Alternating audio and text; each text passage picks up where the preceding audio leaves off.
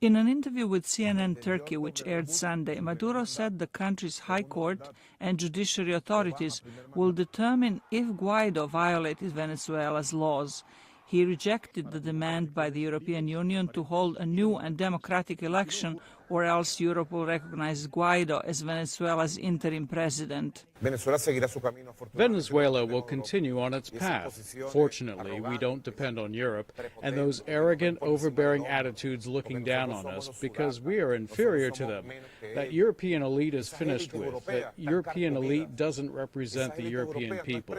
The leaders of Europe are sycophants, kneeling behind the policies of Donald Trump. All of Europe is kneeling at the feet of U.S. President Donald Trump. It's as simple as that, and especially over Venezuela. President Maduro was sworn in for a second term earlier this month after an election widely considered as fraudulent.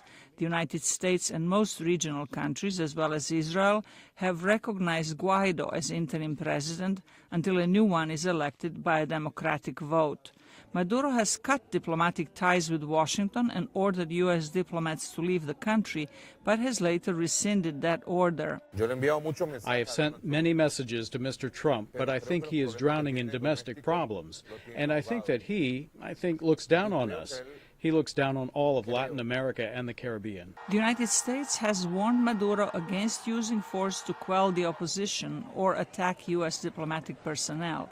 Russia has accused the United States of fomenting unrest in Venezuela. The United States is painting a picture of a confrontation between the Maduro regime and the people of Venezuela. This picture is far from reality. In spite of everything, the leader of Venezuela obviously has broad support among the people. The United Nations called for a dialogue as a solution to the political crisis, but Venezuelans are divided on the issue. As Venezuelans, I think we should not be violent. I think that a dialogue will help us to move forward as Venezuelans, as a society, and a country that we are. First, how many times has there been dialogue and the government, or what is called the government, has not respected the dialogue? Are we going to do the same again?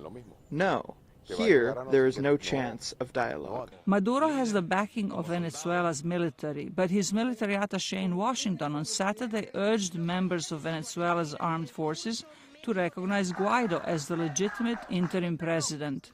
Zlatica Hoke, VOA News, Washington.